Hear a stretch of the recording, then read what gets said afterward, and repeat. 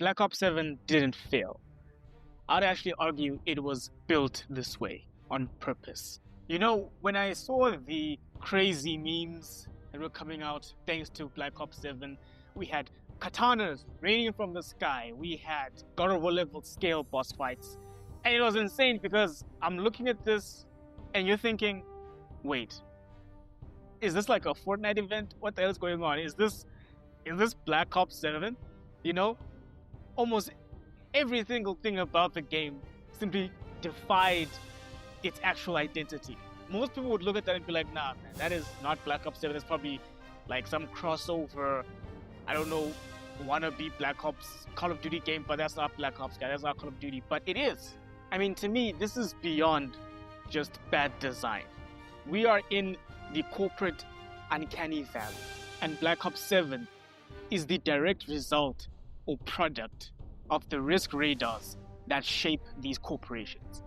Now, before we get into the meat and potatoes of this thing, we need to ask ourselves and define terms. First and foremost, what do we mean by the risk radar? In simple terms, the risk radar is basically the fear engine or the fear compass that tells companies what to design for. It tells them what is safe, what is risky, what might cause a backlash, that kind of stuff. That is what we call the risk radars that define corporations. You know, the whole fear engine kind of reminds me of God of War. You know, when Kratos opened Pandora's box, not only got the power of hope from the box, but also released the evils into the corporate world, basically. Now, in this analogy, I don't know who actually opened Pandora's box or who Kratos is in this analogy. However, I do know that when the evils came out, they infected these gaming corporations, and especially Sony and Microsoft. It is the entire reason as to why they became so obsessed and consumed with ideology and queers for Palestine. It's like they basically became the evil that we know today as. Why are you gay? Who says I'm gay?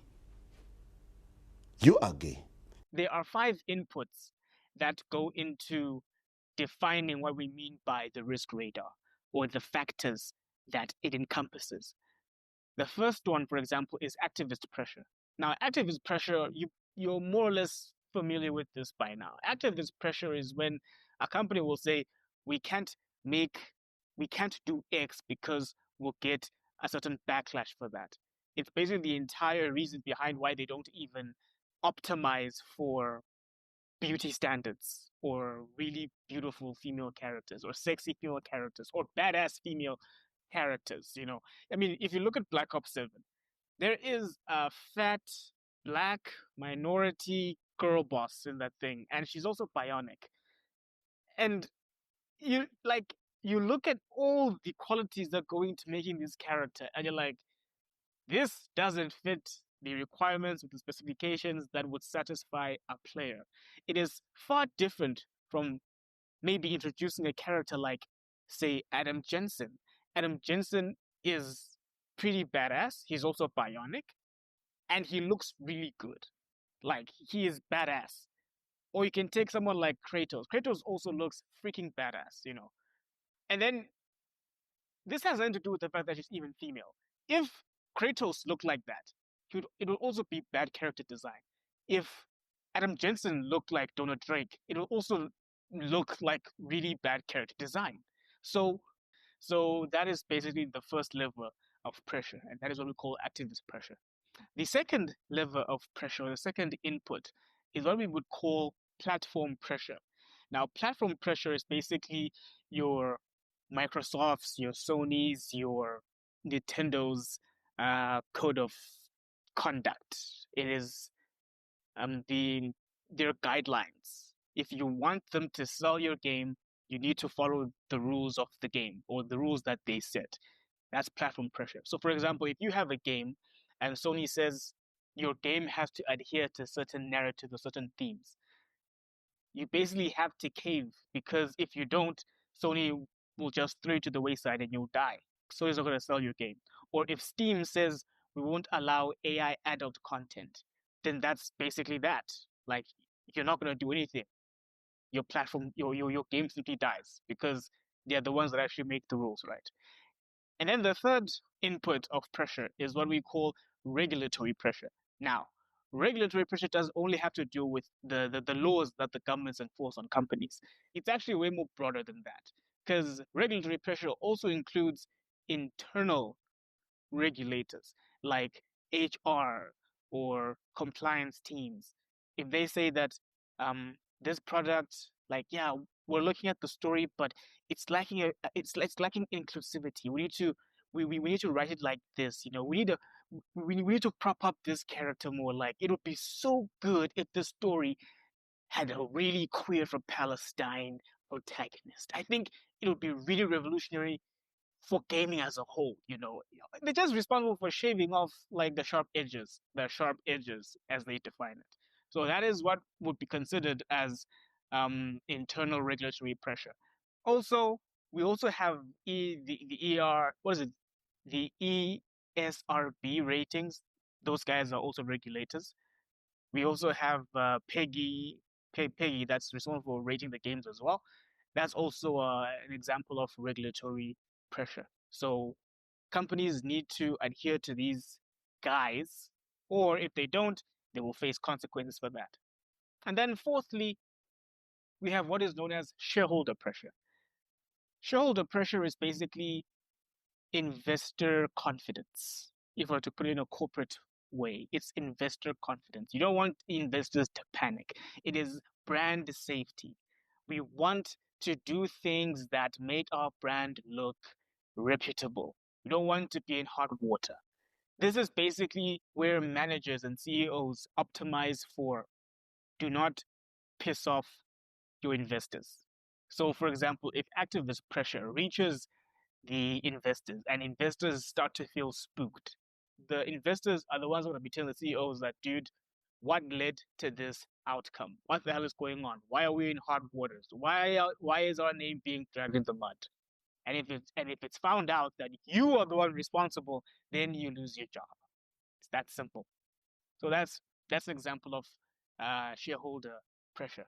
Then the final one would be managerial pressure. Now, managerial pressure is basically the internal corporate layers that go about making sure that the company stays out of trouble, stays out of hot water, and whatever creative decisions are made within the company, those decisions need to be assessed so as not to cause a backlash. So that is managerial pressure. An example of managerial pressure, like we've already discussed, would be Insomniac. Insomniac doesn't necessarily optimize their characters for beauty or for really sexy designs. And it's even gone to a point by it's even really starting to hurt their storytelling quality. Another example would be Ghost of Yotei. For whatever reason, Sucker Punch deemed it fit that they had to replace the original protagonist with a girl boss. Something tells me managerial pressure had something to do with that. And then, of course, another obvious example would be, of course, Black Ops 7, with how they went about creating a Frankenstein zombie of an experience by chasing Fortnite trends, chasing God of War trends, and making an amalgamation Frankenstein Treyarch Call of Duty Black Ops 7 video game. When you take all of these things, all of them together, and you look at Call of Duty Black Ops 7, it makes sense as to why this is the product or the spawn of the Risk Radar. Because the game tries to satisfy everyone, but it ends up satisfying nobody.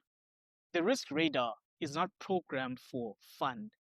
It is programmed to satisfy every single level of pressure. And what you get out of that is a product that is just safe. Doesn't stand out at all, except for the bad reasons, and essentially loses its identity. And I think Black Ops 7 is the perfect example of a product that has been put through the wood chipper of the risk radars to the point whereby it has eventually lost its identity altogether. I mean, when we talk about Black Ops, guy, or Call of Duty, we're talking about, on a simple level, answering the Call of Duty. war is a topic or a subject that mostly resonates with male gamers, right? So when Call of Duty came out, that game simply was the game exudes masculinity, and Treyarch was extremely good at portraying that. But over the years, as corporate started chasing stability over artistry and creativity, the franchise lost that identity. It lost that DNA. And not to mention that even the people that were responsible for bringing about Call of Duty in the first place, eventually they left. And when those people left, the ideology of the company at the time, which was this game is meant for anybody, but mostly our target audience is males. Slowly but surely, those pointy edges of masculinity got shaved off and baby proofed thanks to corporate's managerial disease. Black Ops 7 isn't an artistic vision. Black Ops 7 is the magnum opus of negotiated compromise.